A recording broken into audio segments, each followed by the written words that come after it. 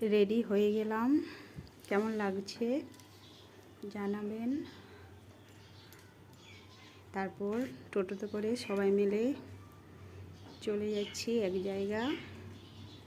আগে দেখুন কোথায় যাচ্ছি। আমার বেটু টোটোতে এত দুষ্টুমি করছিল, কলে না বসেও বাসে যেমন আমরা ঝুলে ঝুলে যেতাম স্কুল কলেজ, সেরকম ঝুলে ঝুলে যাচ্ছে টোটোতে চেপে। ফাইনালি পৌঁছে গেলাম চন্দ্রচূড় গেট।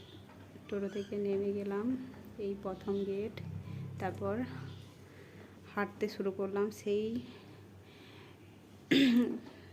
অনেক দূর থেকে হাঁটতে হলো, টোটো যেতে দিল না, তাই মেলার কাছাকাছি চলে এলাম। এই সব কিছু এখন বন্ধ যেহেতু দিনের বেলা, তাই চলে এলাম মেলাতে। মন্দির আস্তে আস্তে ঢুকছি। দোকানগুলো নিয়ে খাবার সাজিয়ে রেখেছে, খেলনা, কানের সব কিছু সাজিয়ে রেখেছে, খুব সুন্দর লাগছিল। মন হচ্ছিল এখনই আমি মেলাটা ঘুরে নিই, কিন্তু আগে আমরা চলে গেলাম মন্দির। দিদি ডন্ডি দেবে বলে ওইখানে চলে গেলাম, পুকুরের কাছ।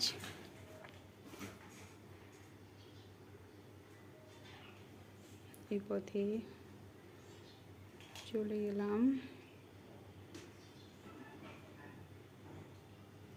মন্দিরের কাছাকাছি, চলে এসেছি। আমাদের সাথে যারা ছিল তাদেরকে পাচ্ছিলাম না খুঁজে, তারা অনেকটা পিছিয়ে গিয়েছিল। তারপর আবার এলো, একসাথে হলাম, তারপর আবার যাচ্ছি। ফাইনালি পুকুরটার কাছে চলে এলাম। দিদি ডুব দিতে চলে গেল ডন্ডি দেওয়ার জন্য। আর আমার বেটু এইদিকে খিদে পেয়েছে বলছিল, আমি ওরিও বিস্কুট নিয়ে গিয়েছিলাম, ও খেয়ে নিল। প্রচুর ভিড়, প্রচুর লোক এসেছে, প্রচুর জন ডন্ডি দিচ্ছে। আমি এর আগে কখনো দেখিনি, কখনো যাইনি দিনের বেলা চন্দ্রচূড়ের মেলা দেখার জন্য। এই বছর আমি ফার্স্ট